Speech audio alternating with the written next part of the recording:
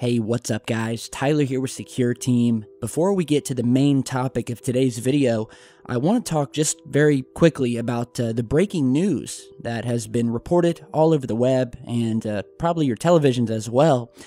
For those of you who haven't seen it yet, they have discovered, and by they I mean astronomers working in conjunction with the space agencies, that there is an Earth-like planet very similar to ours that is located around 39 light years away from us, which in space distance terms is very close. It's just down the road, in fact. And not only that, because of course they have found many Earth-like planets, but what is so special about this finding is that this alien planet was found to have an atmosphere. So the exoplanet, as it's called, goes by the name GL1132b, and it's located in the constellation Vela. And it's similar to our own planet in terms of its size and mass, and it moves in a very close orbit around its star, which is a red dwarf. And so in this new finding that was published in the Astronomical Journal, this is the very first detection ever of an atmosphere around a terrestrial Earth-like planet that's orbiting a red dwarf star. And so it's very exciting. But that does not necessarily mean that the planet is habitable, because as they have been studying this thing, the proximity of this planet to its star, it's very close, is such that the planet could be much more like a planet Venus than our own planet.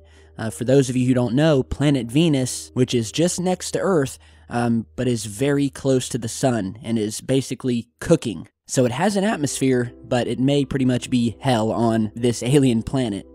But nonetheless, it's very exciting news, and they're not completely sure that the planet is too hot. It very well may be in the perfect Goldilocks zone, as it's called, to support life. And just real quick, while we're on the subject of planet Venus, there is another report out of a possible crewed mission to Venus that will eventually pave the way for another human manned mission to planet Mars. So basically the idea is that they would have a manned mission to Venus before Mars, which would allow them to ensure success. So it would be kind of like a test run, because Venus is much closer to Earth than Mars is. So what they're saying is that they would have a manned mission to Venus, and after arriving, they would inflate a habitable high-altitude balloon where the crew would spend 30 days in Venus's atmosphere at an altitude of around 50 kilometers above its surface. Yeah, just talking about that sounds really, really cool. And yeah, very interesting. So, discovery of this new planet, possible manned mission to Venus in the future. Things are really ramping up, so exciting stuff. Now, on to the main topic of today's video, which is probably one of the most enigmatic, mysterious, and controversial purported alien artifacts that many of you have probably never heard of, but it's called the Roswell Rock. And as you're seeing here, it's a mysterious rock that has a very cryptic design, either chiseled or laser cut into the stone, and it was discovered back in 2004 sticking out of the dirt in Roswell, New Mexico, in a basically barren, empty area of desert close to where the infamous Roswell crash occurred. Now, for any of you who are new to the channel or new to the topic of UFOs and aliens, just a real quick rundown here. The Roswell crash is probably the most well-known topic of ufology. Even if you're not into this topic and you're brand new, most of you have probably heard of Roswell. But the story and the evidence show that in 1947, a flying saucer or disc that was of an alien nature crashed in the desert near Roswell, New Mexico. The disc was then recovered by the Army. The major media and newspapers put out articles confirming that yes, indeed, a disc or a saucer and the wreckage of said object was recovered by the military. It wasn't until a day or two later that the official story was changed, and instead of a flying saucer being found, the Army and the Air Force claimed that it was nothing but a weather balloon that had been found. However, it is widely believed and thought that this was simply a cover story. The newspaper clippings that you're seeing here, the initial reports coming from the Army that yes, indeed, it was a disc, were undeniable. There were witnesses who have come out since who were in the military who indeed did say, yes, this was a crashed alien craft. There's something called the Ramey Memo. And if you haven't heard of that, there's a specific photograph that was taken after this crash occurred, and it's thought to be a cover-up photo. It's a artificial and mock-up photograph that the Army put out in order to prove its lie that they had recovered a weather balloon. So they snapped a couple of these staged photographs where it showed them looking at some foil of this balloon.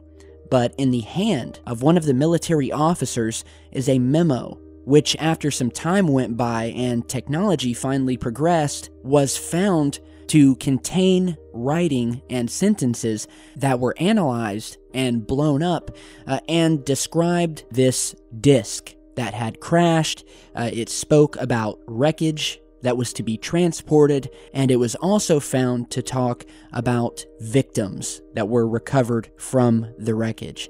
So this was obviously staged. There was a crash here without a doubt, and that brings us up to the year 2004, when a 56-year-old man by the name of Robert Ridge was out in the desert surrounding Roswell when he came upon this partially buried rock, covered in dirt, that was in the middle of nowhere, and it was just, by chance that he came upon it. So he took the rock home, he cleaned it, and it was later found that there was much more mystery and strangeness to this artifact than he could have ever imagined. The rock was very smooth, rounded, and it contained these mysterious symbols that looked to show almost what looks like a lunar cycle of the moon. And so it's been theorized that this rock may have been part of the wreckage from the Roswell crash, or that this rock, which is said to hold some very mysterious powers, was actually left behind by a previous alien visitation, and that the Roswell crash was what occurred when these aliens had come back to Earth to retrieve the mystery rock.